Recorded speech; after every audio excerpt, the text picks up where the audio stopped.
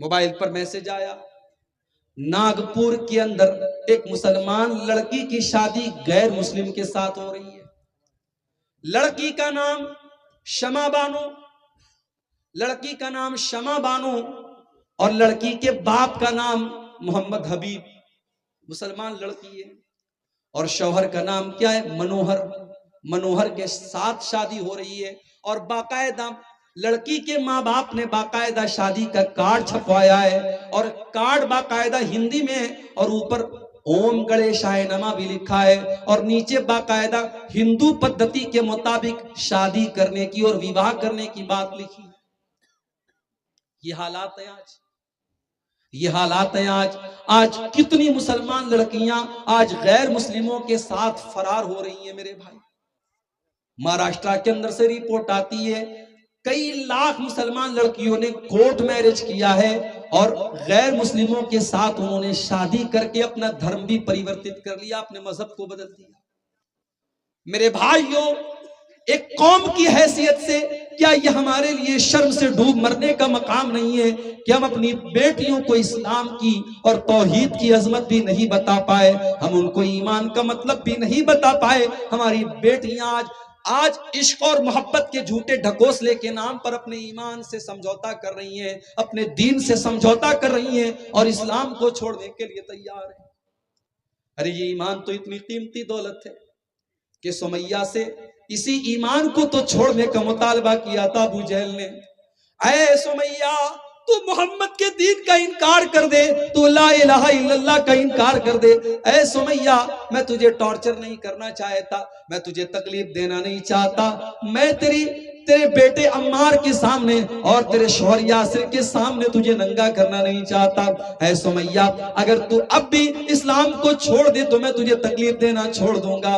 مگر سمیہ کو پتا تھا، سمیہ کو پتا تھا اگر ایمان کو داؤں پہ لگا کے اگر دنیا میں سکون کی زندگی پا بھی لیا تو یہ زندگی کسی کام کی نہیں ہے۔ اگر دنیا میں پیسے کما لیے، دنیا میں زندگی گزار لی اور ایمان کو داؤں پہ لگا دیا تو وہ زندگی کسی کام کی نہیں ہے۔ سمیہ لا الہ الا اللہ کو چھوڑنے کے لیے تیار نہیں ہوئی، ان کو ننگا کر دیا گیا، باپ کے سامنے، ان کے شوہر کے سامنے اور ان کے جوان بیٹے کے سامنے ان کو ننگا کر دیا گیا، اور بڑے دردناک طریقے سے ان کی شرمگاہ کے اوپر حملہ کر کے ابو جہل نے ان کو شہید کر دیا، اور اسلام کے اندر پہلا خون بہانے والی خاتون کا مقام حضرت سمیہ کو ملا۔ میرے بھائیوں، ابو جہل نے سمیہ کو قتل تو کر دیا، سمیہ کے جسم سے جان تو نکال لی، مگر سمیہ کے چہرے پر وہ جو مسکراہٹ تھی، وہ جو جنت میں جانے کی جو آرزو تھی، وہ جو جنت میں جانے کی جو تڑپ تھی، ابو جہل اس کو نہ مٹا سکا۔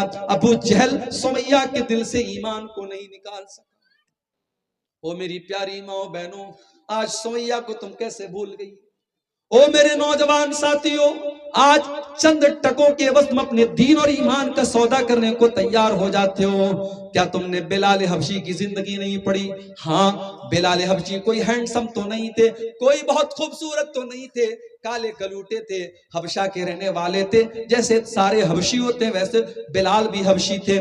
لیکن اے بلال، تیرے کالے کلوٹے بدن کے باوجود تیرے سینے کے اندر جو دل تھا، اے بلال، اس دل کا کیا کہنا، اس دل کے اندر ایمان کی کیسی طاقت تھی، ایمان کی کیسی طاقت تھی کہ بلال حبشی کو جب ان کے مالک امیہ بن خلف نے عرب کی تپتی ہوئی ریت پر لٹایا اور ان کے سینے پر گرم پتھر رکھا اور بلال سے کہا کہ اے بلال، تیرے سینے پر یہ گرم پتھر تیرے سینے کی چربی کو پگھلا رہا ہے اور تیری پیٹھ کی چربی پگھل رہی ہے عرب کی اس تپتی ہوئی ریت پر، اے بلال، میں تجھے اتنی تکلیف نہیں دینا چاہتا، تو لا الہ الا اللہ کو چھوڑ دے، تو اسلام کو چھوڑ دے، تو یہ اقرار کر لے کہ ہمارے 360 جو ہمارے بت ہیں اور ہمارے جو معبود ہیں وہ تیرے مشکل کشا ہیں، وہ تیرے رب ہیں، وہ تیری مدد کرنے والے، وہ تیری بگڑی بنانے والے ہیں۔ اے بلال، ہم تجھے چھوڑ دیں گے۔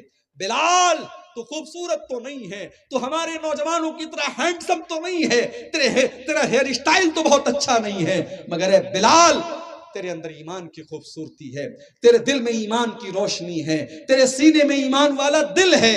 بلال نے اپنے سینے کی چربی کو پگھلانا گوارا کر لیا، اپنی پیٹھ کی چربیوں کو پگھلانا گوارا کر لیا، مگر بلال نے توحید سے کوئی کمپرومائز نہیں کیا، اور بلال کی زبان سے اگر نکلا تو ایک ہی لفظ نکلا، احد احد احد، میرا رب ایک ہے، میرا معبود ایک ہے، میری پیشانی جھکے گی تو اس ایک رب کی بارگاہ میں جھکے گی، میں تمہارے 360 معبودوں کو اپنا رب نہیں مان سکتا، تم میری جان بھی لے لو مگر میں تمہیں اپنا رب نہیں مان سکتا۔ میرے نوجوان ساتھیوں، آج ضرورت ہے تمہیں صحابہ کرام کی زندگی کو پڑھنے۔ مجھ سے کہا یہاں کے لوگوں نے، مولوی صاحب شراب بہت زیادہ پی جا رہی ہے ہمارے یہاں، تھوڑا شراب پر بولیے گا۔ اب مسلمان کو بتانا پڑے گا کہ شراب حرام ہے، مسلمان کو بتانا پڑے گا کہ شراب تجھے نہیں پینا چاہیے۔ اگر نتیش کمار نے شراب کے اوپر پابندی نہ لگائی ہوتی، اگر بہار سرکار نے شراب بندی نہ بھی کی ہوتی، آپ کے مذہب میں تو 1400 سال پہلے شراب بندی کر دی گئی ہے۔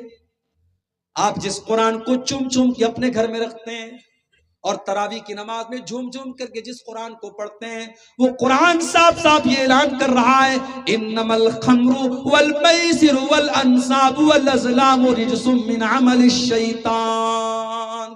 او شراب پینے والو، یہ شراب اور جوا یہ گندے کام ہے، یہ شیطان کے کام ہے۔ شیطان ان کے ذریعے تم کو لڑانا چاہتا ہے، اس شراب کے ذریعے شیطان تم کو آپس میں لڑانا چاہتا ہے، اور شیطان تم کو اللہ کے ذکر سے دور کرنا چاہتا ہے۔ جس قرآن کے اندر شراب بندی کا اعلان کیا گیا ہو، اس مسلمان، اس قرآن کو ماننے والا شراب پیے، میرے بھائیو یہ ہو نہیں سکتا۔ یا تو تیرے ایمان میں کھوٹ ہے، اور یا پھر تجھے رب کے قرآن پر ایمان نہیں ہے۔ قرآن کہہ رہا ہے کہ شراب پینا شیطان کا کام ہے۔ عثمان غنی رضی اللہ تعالیٰ عنہ کہتے ہیں، شراب سے بچو، فَإِنَّهَا أُمُّ الْخَبَائِثِ، یہ تمام برائیوں کی جڑ ہے۔ ترمذی کی صحیح روایت ہے، حضرت عثمان غنی کہتے ہیں کہ تمام برائیوں کی جڑ شراب ہے۔ اور اس کے بعد عثمان غنی ایک واقعہ بیان کرتے ہیں کہ پہلے زمانے میں ایک بہت بڑا اللہ کا نیک بندہ تھا، بہت متقی اور پرہیزگار تھا، اور اس زمانے کی ایک بد چلن عورت نے، ایک فاحشہ عورت نے اس متقی انسان کو اپنے جال میں پھنسانے کی ایک سازش رچی، ایک پلان بنایا۔ اس نے اپنی ایک لونڈی کو بھیجا، جاؤ اس سے کہنا کہ تمہاری ضرورت ہے، ایک معاملے میں تم کو گواہی دینا ہے، اور میری مالکن نے تم کو بلایا ہے۔ لونڈی آئی، اے حضرت، اے امام صاحب، اے عالم صاحب، میری مالکن نے آپ کو بلایا ہے، بہت ضروری کام ہے اور آپ کی گواہی کی ضرورت ہے۔ وہ بیچارہ نیک آدمی تھا، اس کو کیا پتا کہ کیا پلان رچا جا رہا ہے۔ وہ تیار ہو گیا چلنے کے لیے۔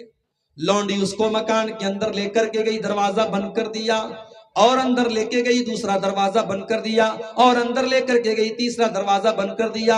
حدیث کے الفاظ ہیں، 7 دروازے بند کرنے کے بعد آخر میں وہ لونڈی ایک کمرے میں لے کر کے گئی۔